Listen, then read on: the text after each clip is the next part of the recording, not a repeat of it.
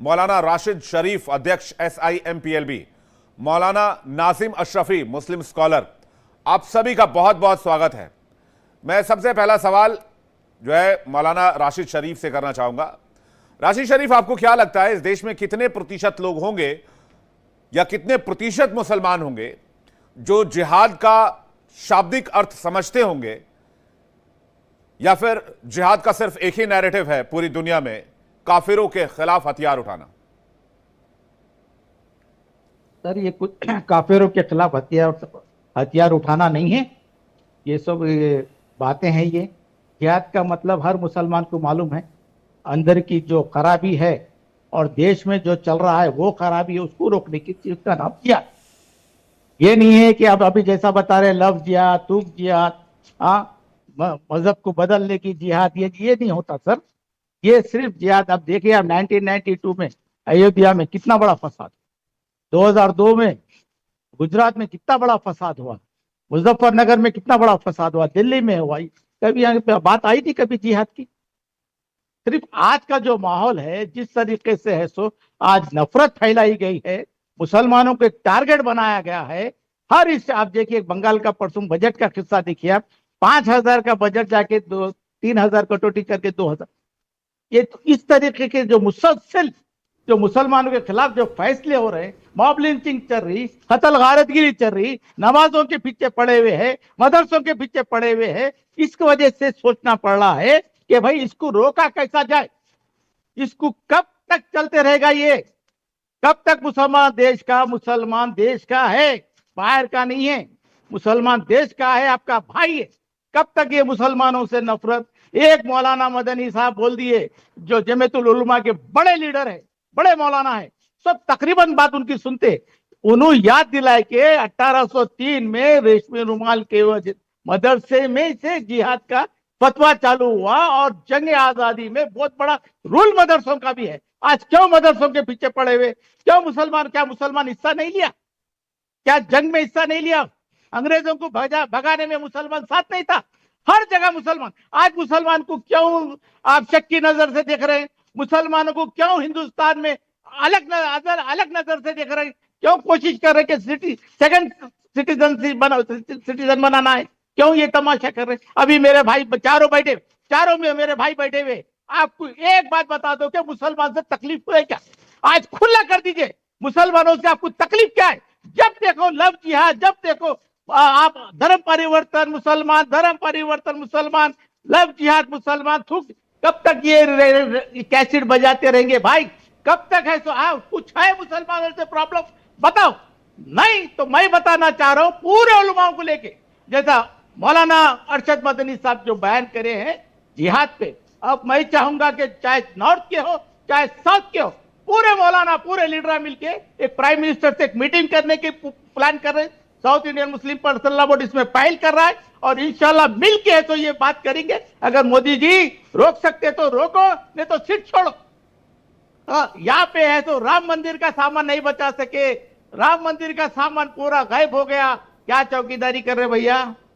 क्या चौकीदारी कर रहे हैं आप? पूरा चंदा चोरा एक जगह हुए हुए है। आप जितने भी बैठे हुए, ये लोग भी मुंह खोलेंगे तो सिर्फ नफरत की बात करेंगे। मैं इतनी देर से बात कर रहा हूं, कभी हिंदू के खिलाफ नहीं बात कर रहा हूं, और मैं जिंदगी में करूंगा, जिंदगी में नहीं करूंगा मैं। मगर अब आप ये लोगों से बात करेंगे तो आप कैसा जहर उगलने वाले, ये अब आप भी सुनो। इस तरीके से नहीं चलता भैया देश। इस तरीके से सबको हिंदू मुस्लिम सिख ईसाई को साथ लेके चलना तो तरक्की है। अगर इस तरीके से करेंगे तो पूरे हिंदुस्तान के जैसा प्रॉपर्टियां बिकते जा रहे, आगे भी बिकते जाएंगे, कंगाल हो जाएगा। आज ईरान और अमेरिका की इजराइल की जंग बंद होकर इतना टाइम हो गया, आज तक ना पेट्रोल का रेट कम हो रहा, ना डीजल का रेट कम हो रहा, ना महंगाई कम हो रही। पहले इस पर चर्चा कर लो। मौलाना की थोड़ी जिम्मेदारी है। आप सुनिए, मौलाना की थोड़ी जिम्मेदारी है। एक एक करके प्लीज, एक एक करके पढ़ाना लिखाना कृत्य चल रहा है, एक एक करके। अरे राशिद भाई ठीक है, यहाँ भी जिहाद कीजिएगा, 2 मिनट रुक जाइए, उनको बोल लेने दीजिए। हाँ, ये वर्ड बताते जाइए बार बार। जिहाद बताइए, और जिहाद को बदनाम कर जिहाद मतलब संघर्ष करना, मतलब मैं कह रहा हूँ यहाँ भी संघर्ष करेंगे क्या? मैं तो ये कह रहा हूँ, मेरा मतलब ये है। आपको बुरा लग गया जिहाद, सबसे आपको बुरा लग गया, आप कहते हैं जिहाद करो। मैंने बोला कि यहाँ भी जिहाद करेंगे, आपको तकलीफ हो गई। इसका मतलब चोर की दाढ़ी में तिनका, जिहाद बोल रहे हैं, आप संघर्ष बोलो आप। अरे तो मैंने क्या कहा, मैंने कहा यहां भी जिहाद करो, क्या आप उछल गए इस पर? मैंने तो आपको मैंने अच्छे वर्ड का इस्तेमाल किया ना, मुकद्दस वर्ड है, उसको बदलाव बकौल राशिद शरीफ, मैंने तो अच्छे वर्ड का इस्तेमाल किया। विक्रम जी पहले अपनी बात पूरी करो। आजादी के जंग में तो थे नहीं आप लोग, आपको हक ही नहीं है ये बात करने का। नहीं पंडित जी, आपको हक ही नहीं है ना बात करने का, आपको हक नहीं है बात करने का। आप तो खतला ले रहे थे, खता लिख के जो माफिया चाह रहे थे आप लोग। आपको हक नहीं है आजादी के बारे में, मुसलमानों के बारे में बात करने का, आपको बिल्कुल हक नहीं है। लोगों ने गुलाम रोको, गाय को काटने से रोको, वो मना कर रहा आपको। अरे यूपी में सबसे ज्यादा तैनात में गाय कट रही, रोको आप उसको। जो इसको अपना नहीं मानते हो, आप बता दो आपके लिए धर्म बड़ा है, हिंदुस्तान बड़ा है, देश बड़ा है। आप बोलोगे नहीं मेरा धर्म बड़ा है। ठीक है, जल्दी से जवाब ले लेते हैं जी। राशिद शरीफ कुछ कह रहे हैं। बिल्कुल सर, मैं बता रहा हूँ कि गाय रोको बोल रहा हूँ मैं। आपकी गाय माता है तो हम भी इज्जत कर रहे हैं ना। तो बिहार यूपी में नंबर 1 चौधरी है गाय काटने ठीक है, का। मृगेन चौधरी टेलीफोन पे या बैठ के मैं इसके बाद नाजिम आपके पास आ रहा हूँ। मृगेन चौधरी जी ठीक है, मृगेन चौधरी जी।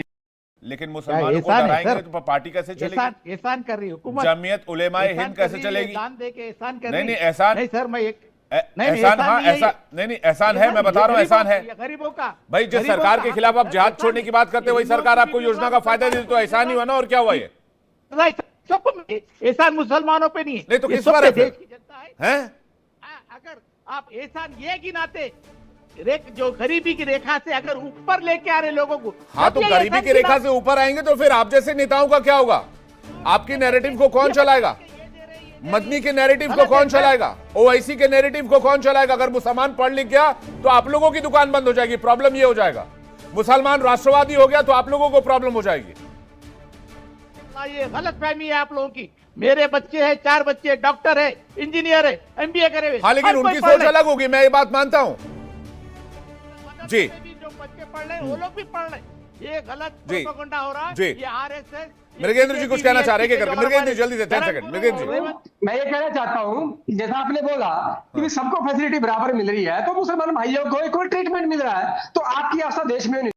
मैं आपको बता रहा हूं कि जो जिहाद की बात करें, जब भी हमारे सर मेरे हिसाब से तो वो मुसलमानों को डराकर अपना राजनीतिक फायदा लेना चाहते हैं, अपना उल्लू सीधा करना चाहते हैं। मेरे पास समय सीमित है। मेहमानों का बहुत शुक्रिया हमारे साथ जुड़ने के लिए, बहुत बहुत धन्यवाद, बहुत बहुत शुक्रिया।